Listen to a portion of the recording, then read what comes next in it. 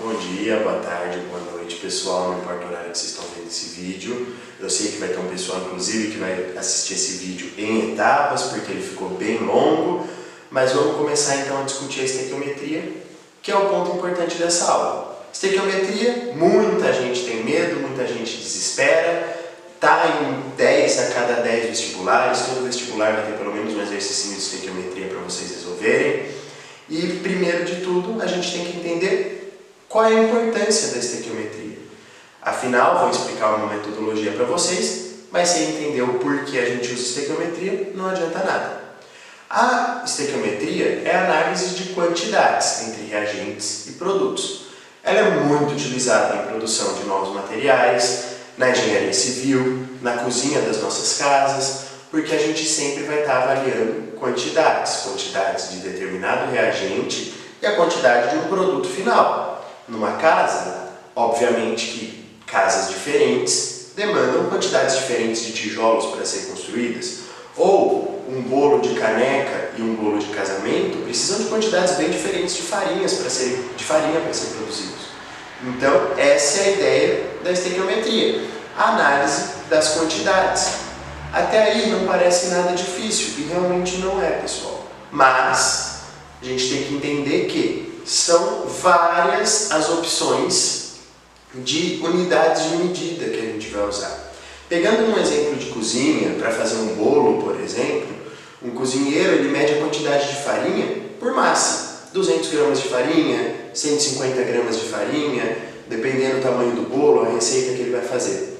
Em compensação, o leite ele vai medir por volume, 100 ml de leite, 200 ml de leite, dependendo da receita, dependendo do tamanho do bolo.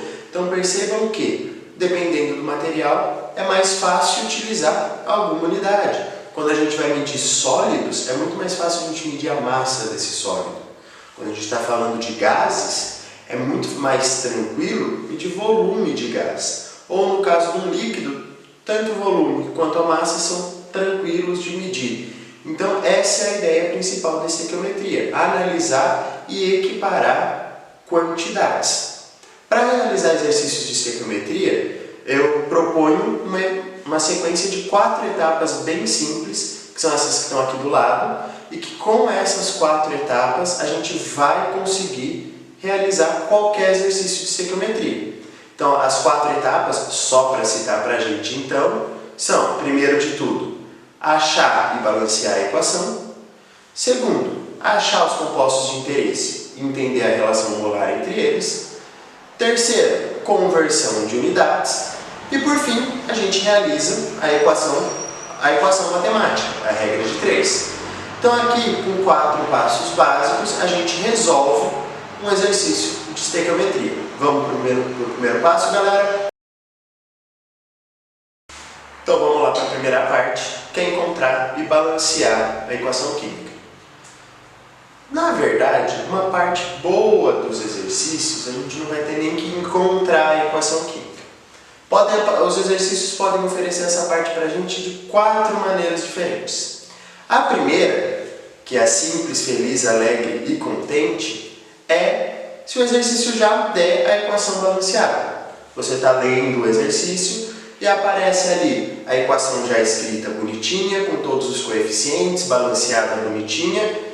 Então, se aconteceu isso, parabéns, pode pular direto para a segunda etapa, porque você já encontrou a equação e ela já está balanceada. Se você encontrou a equação e ela não está balanceada, parabéns, você achou que é mais comum para os exercícios de estequiometria. A maior parte dos exercícios mostra a equação, mas não dá o balanceamento. Você tem que realizar o balanceamento de equação química. Para isso, eu indico que você veja videoaulas sobre balanceamento, ou lembre da escola o balanceamento, porque não é muito complicado. Regra geral do balanceamento, a quantidade de átomos de um elemento nos reagentes tem que ser igual à quantidade de átomos de um elemento nos produtos. Então, fez o balanceamento, está tudo certo. O problema é que muitas vezes o exercício gosta de esconder a equação química da gente, para que a gente possa entender melhor o exercício.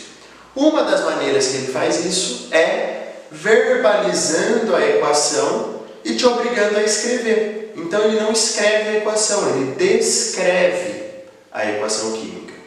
Como assim, galera?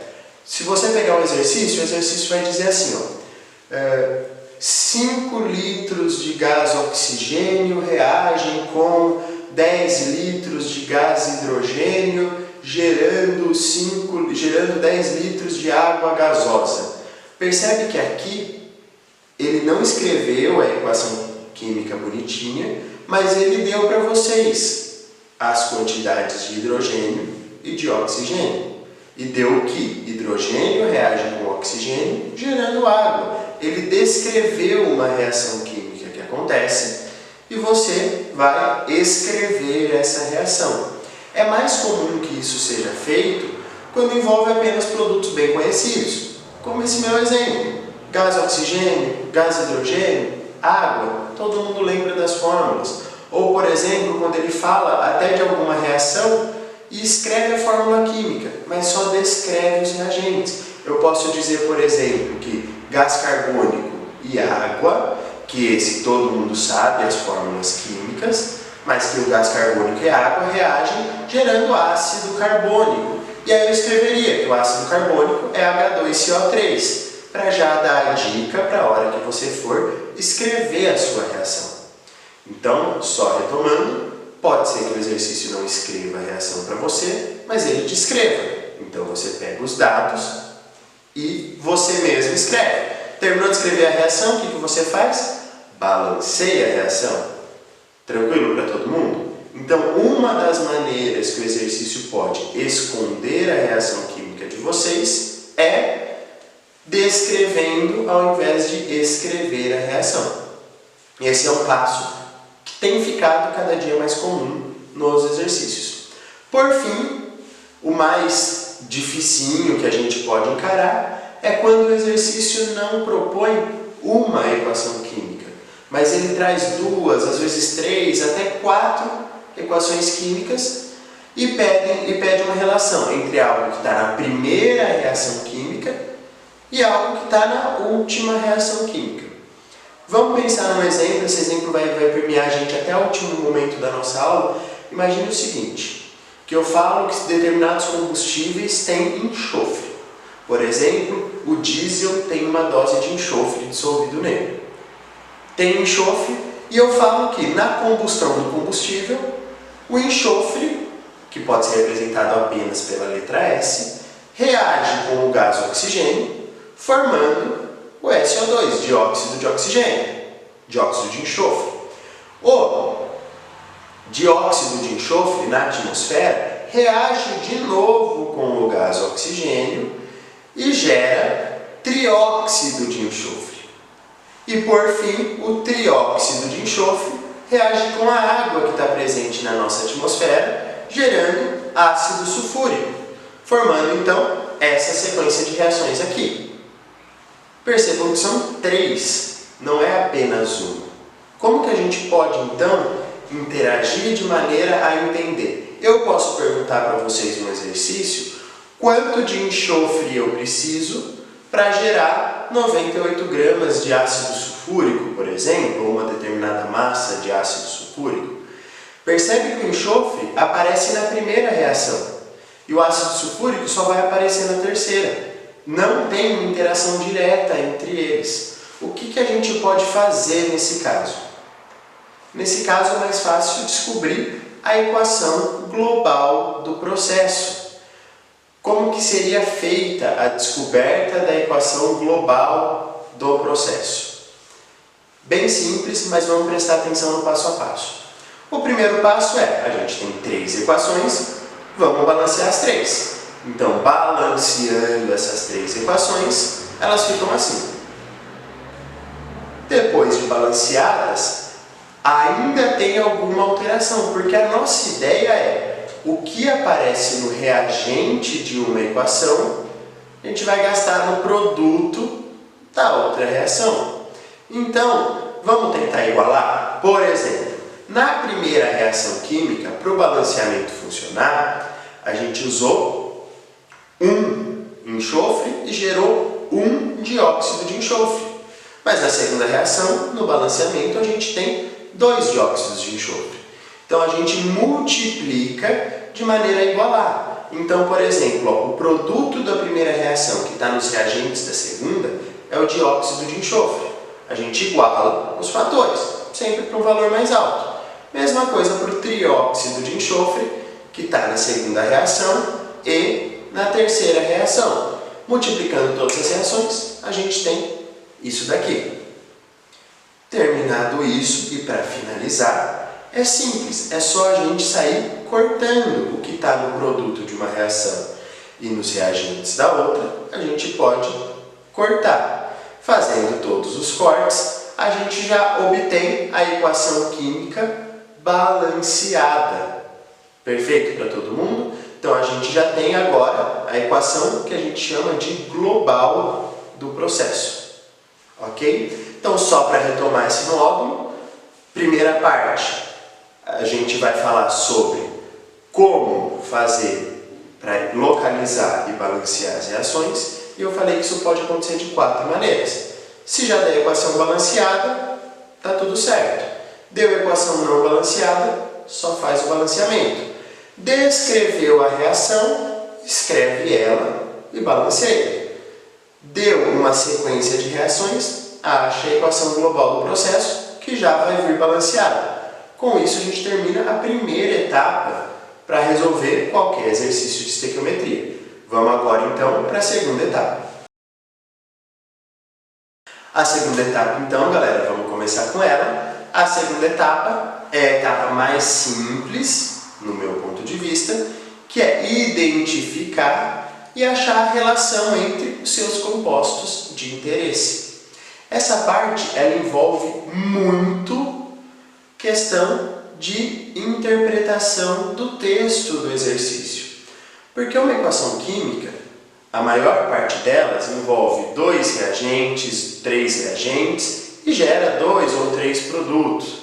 Dificilmente você vai ter um reagente só e um produto só. Pode ser até que você tenha 2 reagentes e um produto e assim por diante. Mas na leitura do exercício, a gente compreende qual é o interesse por meio de para a gente gerar isso. Por exemplo, quando a gente tem a bauxita, que pode ser resumida a óxido de alumínio, a gente tem um reagente que é a bauxita, faz a eletrólise ígnea nela e obtém gás oxigênio e alumínio metálico. Se eu pergunto, como eu perguntei lá no começo da videoaula, quanto de alumínio é gerado por 1 tonelada de bauxita, eu tenho que analisar que os meus componentes de interesse são a bauxita e o alumínio. Eu não estou interessado nesse momento na quantidade de oxigênio que esse processo vai gerar. Ou, quando eu estou falando da reação que já foi abordada aqui, que a gente obteve, de enxofre reagindo com gás oxigênio e com água para gerar o ácido sulfúrico. Quando a gente fala disso, eu posso escolher 2. Eu posso perguntar qual o volume de oxigênio necessário para gerar 1 litro de ácido sulfúrico.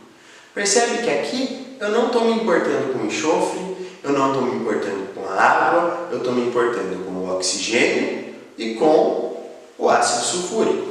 Então a dica importante aqui do momento é: pega uma canetinha grifa-texto, ou estou fazendo um Enem que só pode entrar com caneta azul, pega a sua caneta e grifa partes importantes. Então, se em algum momento o exercício falar qual o volume de oxigênio, você já tem 2 informações importantes. A primeira é que o oxigênio é um composto de interesse, e o segundo é que o volume a gente vai usar para calcular. Então, grifa ali volume de oxigênio, massa de enxofre, volume de ácido sulfúrico, moléculas de água. Percebe que a gente tem várias opções, mas grifa o que apareceu no exercício, como o composto de interesse. Procura, sempre vão ser 2. O importante aqui é treinar. Quanto mais exercício a gente fizer, mais fácil vai ser de identificar quem são as nossas substâncias de interesse. E identifiquei as 2 substâncias de interesse, eu volto lá para a equação química que a gente balanceou no item anterior. A equação química vai dar uma relação molar entre eles. Por exemplo, na minha reação química, que envolve o enxofre virando ácido sulfúrico, eu tenho que no final 2 mols de enxofre geram 2 mols de ácido sulfúrico. Então, para isso, eu tenho uma relação molar bem completa. Tranquilo para todo mundo, pessoal? Que essa relação molar vai funcionar sempre como uma base para a gente entender. Ok? Com isso, a gente pode partir para a próxima etapa. Então, nessa etapa, bem simplesinha, uma leitura completa do exercício, entender quais são as substâncias de interesse que a gente vai usar para calcular e, pelo balanceamento, a gente corta e decide qual a relação entre os dois, entre as duas substâncias. 1 mol para 1 mol, 3 mols para 2 mols, tanto faz, pessoal. A relação aqui sempre vai vir em mol. Ah, professor, não lembro o que é mol. No meu canal mesmo tem uma videoaula explicando o que é mol, o que é massa molecular, itens que a gente vai usar aqui hoje, então tá com dúvida, pode dar uma pausa, olhar, são aulas curtas, mas agora a gente obteve o valor em mol. E no próxima etapa a gente vai aprender a converter esses valores para a unidade que a gente precisa. Então vamos lá para a próxima etapa. Bom, pessoal, então agora a gente vai começar a nossa terceira e mais longa etapa, que é a conversão de unidades. Mais longa porque são várias conversões possíveis. O que a gente faz nessa etapa? Leitura do exercício e entende. O exercício está falando de volume de gás oxigênio, então precisamos transformar mols de oxigênio em volume de gás oxigênio. Ou está falando em massa de alumínio, precisamos transformar mol de alumínio em massa de alumínio, sempre transformando para o que o exercício está usando, né, galera? Então, como que isso vai funcionar a partir de agora? Vamos entender item a item. Para sólidos e líquidos, é muito comum que a gente use massa. Então, como que a gente vai fazer a transformação de mol para massa? A gente vai usar um conceito que está na videoaula aqui no canal também, que é o conceito de massa molar. O que é a massa molar? É a massa que pesa 1 mol de determinada substância. Resumo bem simples, se tiver com mais dúvida, volta para a aula de lá. Mas assim, a massa molar sendo a massa que ocupa 1 mol de determinada substância, basta a gente multiplicar o número de mols que a gente já tem da nossa relação por essa massa molar. Como que a gente calcula a massa molar? O exercício pode trazer de duas maneiras. Ou o exercício já vai dar a massa molar da substância, feliz, alegre, contente, só usa, ou o exercício vai dar a massa atômica de cada átomo possível de ser utilizado. Quando ele dá a massa de cada átomo, você soma para gerar a massa da molécula. Por exemplo, em uma molécula de água, que é composta por 2 átomos de hidrogênio e 1 átomo de oxigênio, você somaria 2 vezes o valor do hidrogênio e 1 vez o valor do oxigênio. 2 vezes 1 mais 16, dando 18. Do ácido sulfúrico, que são 2 átomos de hidrogênio, 1 átomo de enxofre, 4 átomos de oxigênio, você teria que somar 2 vezes 1, que é a massa do hidrogênio, mais 32, que é a massa do enxofre, mais 4 vezes 16, que é a massa do oxigênio, o que dá um total de 98.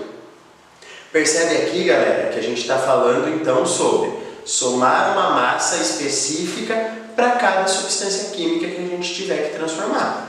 Por isso que é importante primeiro selecionar quem é o composto de interesse e depois só para quem é composto de interesse e precisa ser transformado em massa, utiliza-se a massa molar. Então, o exercício deu a massa molar, ou eu descobri a massa molar, eu vou e multiplico pelo valor em mols que o exercício já deu. Simples assim fazer conversão de massa, de mol e massa.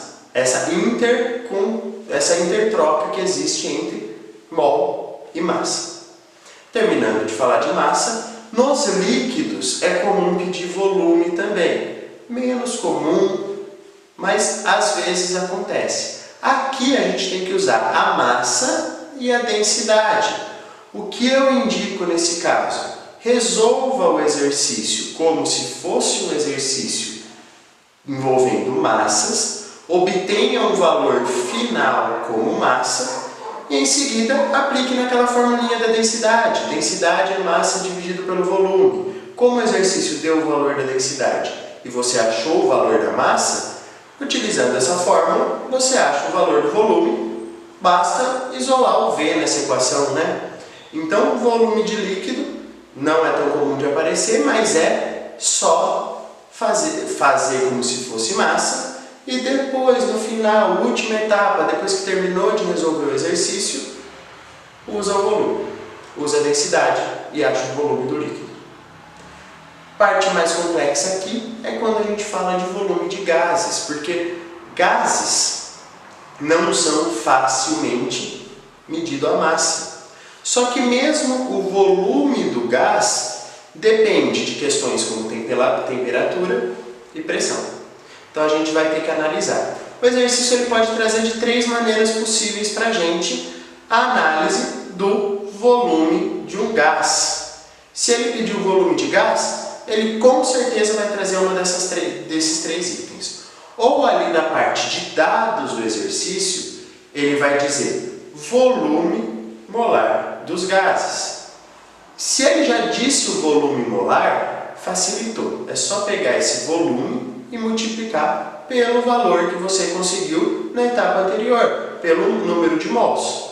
Então ele deu um volume molar, você multiplica pelo número de mols, e isso você transformou mol em volume. Só que nem todo exercício é divertido assim. Alguns exercícios vão te dar valores de pressão e de temperatura e exigir que o volume seja calculado.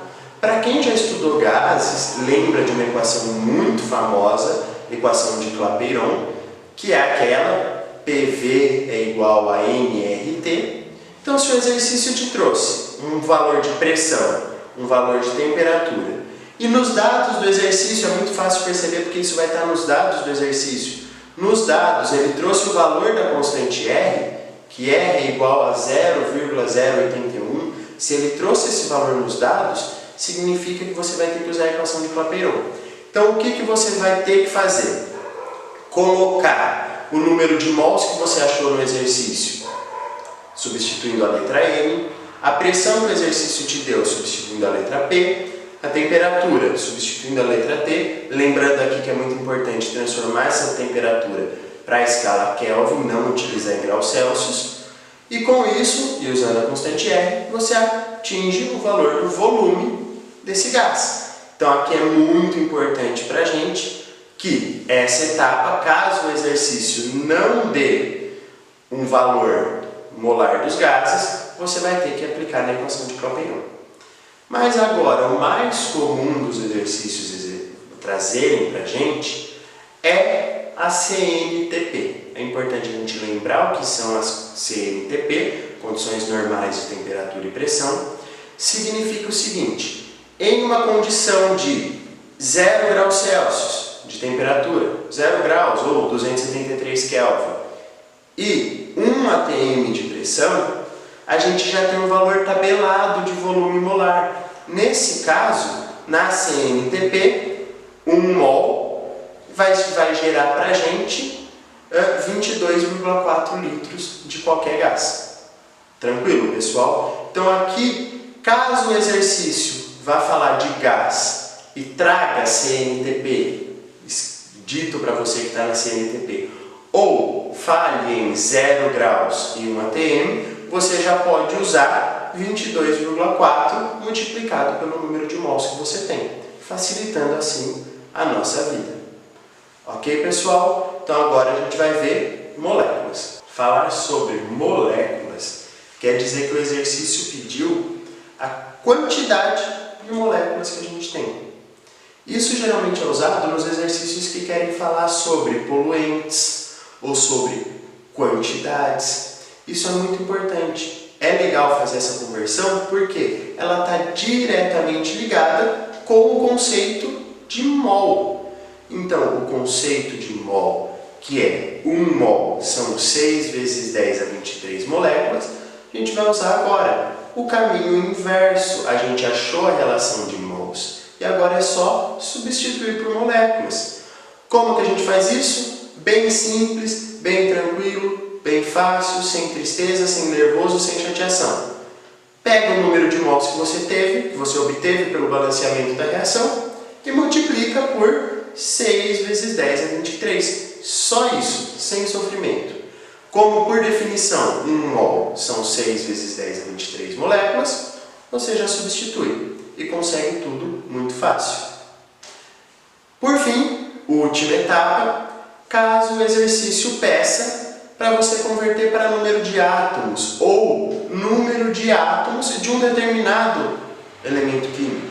Então, por exemplo, quantos átomos de oxigênio são obtidos? Perceba que, por exemplo, em alguma reação, você vai ter esses átomos de oxigênio dentro de uma molécula. Então, o que você precisa fazer é multiplicar o número de mols por 6 vezes 10 a 23 para obter quantas moléculas você tem e multiplicar o número de moléculas pelo número de átomos dentro de cada molécula. Então, se eu quero saber átomos de oxigênio na molécula de ácido sulfúrico, eu vou multiplicar o número de mols de ácido sulfúrico por 6 vezes 10 a 23, multiplicar por 4 de novo. Então você adiciona um fator multiplicativo. Não é mais muito comum que os exercícios de vestibular cobrem esse tipo de coisa de vocês. Mas obviamente já está aqui, travei num exercício, tem aqui na videoaula para explicar. Ok, com isso a gente termina todas as conversões possíveis e aí a gente volta para fazer uma revisãozinha de cada uma delas, só para ficar e fixar o conteúdo. Se pedir para converter para massa, multiplica pela massa molar. Se pedir para converter volume de líquido, resolve o exercício como se fosse de massa e depois usa a densidade para obter o volume. Se pedir volume de gás, ou você usa o volume molar que o exercício deu, ou você usa a equação de Clapeyron se o exercício der o valor da constante R, e se o exercício falar em CNTP, você usa que 1 mol são 22,4 litros. Se o exercício pedir para uma conversão para moléculas, aí você multiplica por 6 vezes 10 a 23. E se o exercício pedir, por fim, uma conversão para átomos, você multiplica por 6 vezes 10 a 23 e multiplica de novo pelo valor, pela quantidade de átomos que você tem dentro da molécula. Tranquilo todo mundo, pessoal? Com isso agora, o que a gente já fez? Achou a equação química, balanceou ela, descobriu quem eram nossos compostos de interesse, achou a relação entre mols entre eles e depois converteu as unidades. Agora a gente tem uma relação entre grandezas iguais ou diferentes. A gente pode olhar e falar que a gente já tem que 22,4 litros de oxigênio geram determinada massa de água e assim por diante. Então a gente já pode relacionar massa com volume, ou massa em número de moléculas, volume em número de átomos. Então, fazendo essa relação agora, a única coisa que a gente precisa é sofrer um pouquinho com a matemática. Na verdade, nem sofrer, e é isso que a gente vai ver na última etapa. Última parte agora, pessoal, que é a resolução matemática do nosso problema. Como que a gente vai resolver matematicamente a nossa situação? Regra de 3, eu sei que o pessoal vive brincando, química é só regra de 3, é regra de 3. E aqui a gente vai usar uma regra de 3. Mas eu vou atentar vocês para vários detalhezinhos importantes que são a principal fonte de erro na resolução de uma regra de 3. Então, o primeiro passo que você vai fazer, você já tem uma relação entre quantidades. Vamos para resolver o exercício? Imaginar que eu pedi para vocês quanto de água que a gente, qual a massa de água que a gente consegue gerar por 11,2 2 litros de gás oxigênio na CNTP. Então, primeiro de tudo que a gente fez foi balancear a equação, já para agilizar a equação balanceada na tela. Achou a relação molar, ou seja, 1 mol de gás oxigênio gera 2 mols de água, e já faz a conversão de unidades. Então, os 2 mols de água, que a gente quer transformar em massa de água, vai ficar 2 vezes 18, que é a massa molar da água. Então, 2 vezes 18, 36. Então, e o oxigênio, 1 mol de oxigênio na CNTP ocupa 22,4 litros. Então, qual que é a nossa proporção aqui que a gente já tem? Que 22,4 litros de oxigênio geram 36 gramas de água. Percebam que eu falei e escrevi quais são as unidades de medida que eu estou trabalhando para cada substância e qual é a substância. Isso é muito importante para a organização do exercício. Para quem for corrigir o seu exercício, entender o caminho que você fez. E para você, fazendo o exercício, não se perder. Então agora a gente vai montar a nossa regra de 3. No meu exercício eu perguntei qual a massa de água. Então o que eu quero saber é massa de água. Então o meu x na regra de 3 vai ficar embaixo da água. E os 11,2 litros de gás oxigênio vão ficar embaixo de litros de gás oxigênio, montando essa regra de 3. É importante para a gente perceber o seguinte: unidade vem embaixo de unidade e substância vem embaixo de substância. Se você escrever as unidades, escrever as substâncias, você sempre vai saber o que você está fazendo e não vai se perder. E vai montar uma regra de 3 super bonitinha. Então, o que a gente tem aqui? 22,4 gera 36. 11,2 gera o nosso x. Como que a gente pode fazer? Multiplica em cruz e depois isola o x. Então, o que a gente tem? 22,4x é igual a 11,2 vezes 36. Isolando o x, a gente passa esse 22,4 para dividir e percebe, pessoal, que sempre vai dar para simplificar alguma coisa. 99% dos exercícios não estão aqui para testar uma dificuldade enorme de matemática. Está aqui para testar sua habilidade em traçar relações. Se não der para simplificar, presta atenção no exercício. Muitas vezes o exercício fala em aproximadamente. Então ele pede não que você ache o valor exato, mas que você aproxime. Se ele não pediu aproximadamente, é sinal que a conta é razoavelmente fácil. Nesse caso, dá para a gente simplificar o 11,2 de cima com 22,4 de baixo.